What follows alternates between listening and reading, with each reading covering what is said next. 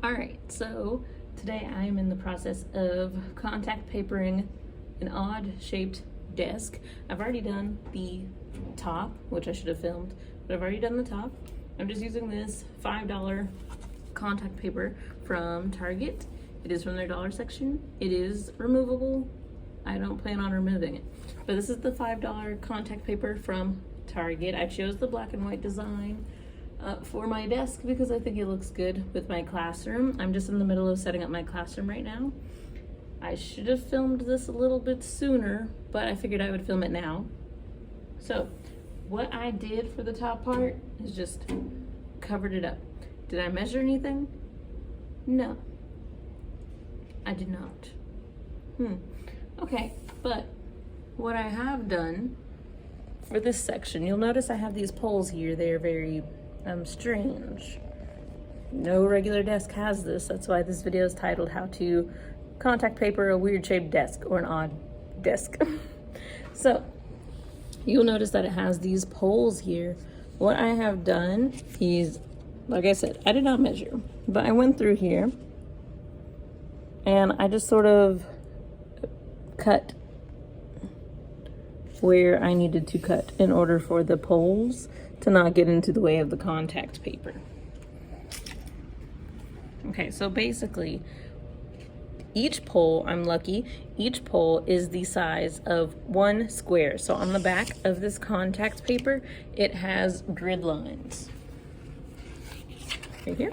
It has perfect grid lines on the back of this contact paper. So each one of my poles was the size of one square. So what I did, like I said, I didn't measure. What I did was I rolled out the contact paper to the end of the desk as best as I could. Okay. Just to make sure that it covered enough to the end of the desk. Okay. And then I ended up cutting out sort of a square, just one square to where the pole would be, and then I cut a straight line to where it needs to connect in order to cover up this gap. So it's like you have a square cutout of where you need to cover. And then as I cover the desk, what I end up doing when I am covering the desk is I will roll it out. Usually you need something like a squeegee or something flat to help you. What I've been using, because this is kind of a wide surface, what I've been using is the lid of a plastic container.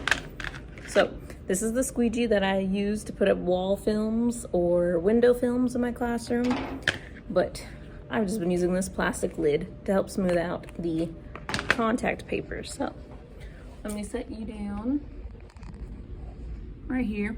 Like I said, it's kind of an odd shaped desk. Before I did all of this, I did end up wiping off all the dust and any particulates or leftovers that were on this desk, okay? Also, one secret that helps me with contact papering things is that I put painter's tape on the opposite end so that my contact paper will not roll up on me, because that is frustrating, all right? So let me just put this end down real quick. Perfect. And I'm not gonna fold it over yet because I'm not done yet. But what I will do is I usually end up releasing the painter's tape on the far end and then unrolling the back of the contact paper as I am using my little squeegee device. And this is just to make sure that you don't have any air bubbles in your contact paper. If you have air bubbles in your contact paper, you're gonna have to rip up the whole thing, or you're gonna have to cut into that air bubble in order to get your contact paper to stay flat. So let me connect this. And now not everything is gonna be perfect, and that is okay. The whole point is just to make things look better, all right? It's about you liking your desk and about you liking your area that you are teaching in.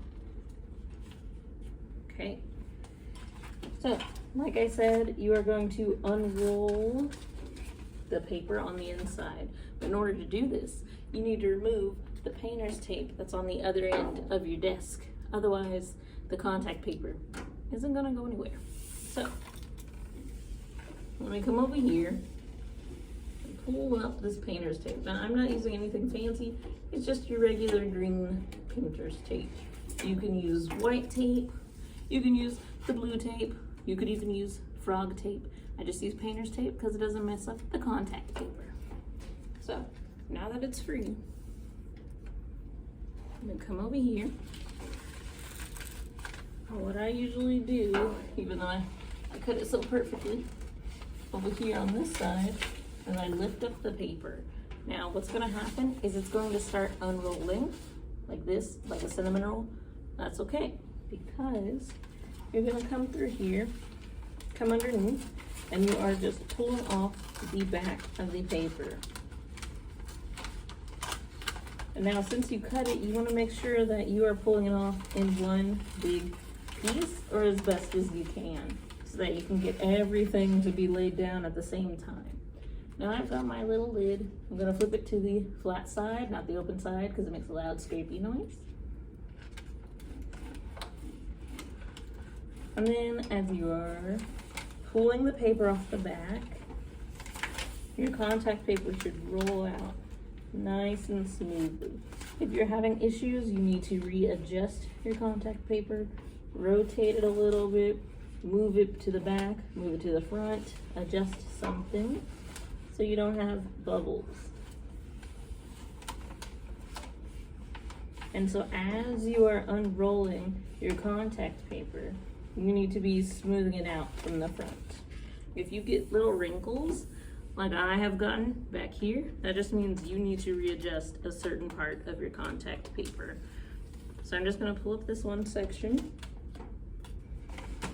give my contact paper a little pull up from the back,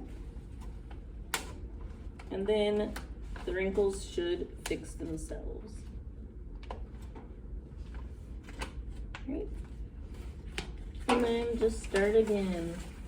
So as you are unrolling the paper from the back, the grid paper from the back, you are going to be unrolling and smoothing the contact paper at the same time. So it's like multiple actions are happening at once.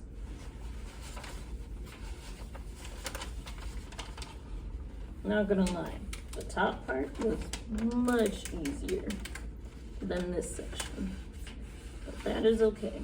Sometimes you just gotta pull it up and then start again. All right.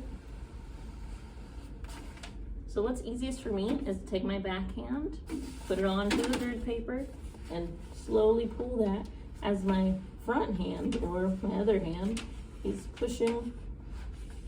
So that way I get smooth contact onto my surface. Right? And that's pretty much how you contact paper an odd shaped surface. You need to use your scissors, cut all the way up until the weird pole.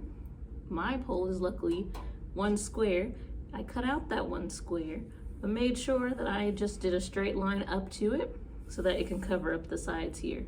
You need to make sure that you also roll the contact paper with one hand, unroll it.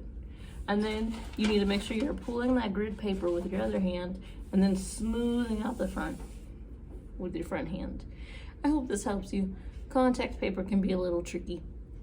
If you mess up, it's all right. That's why you need to make sure you get the removable kind. If you get the permanent kind and you mess up, it's a little bit harder to fix. It's okay. You got this.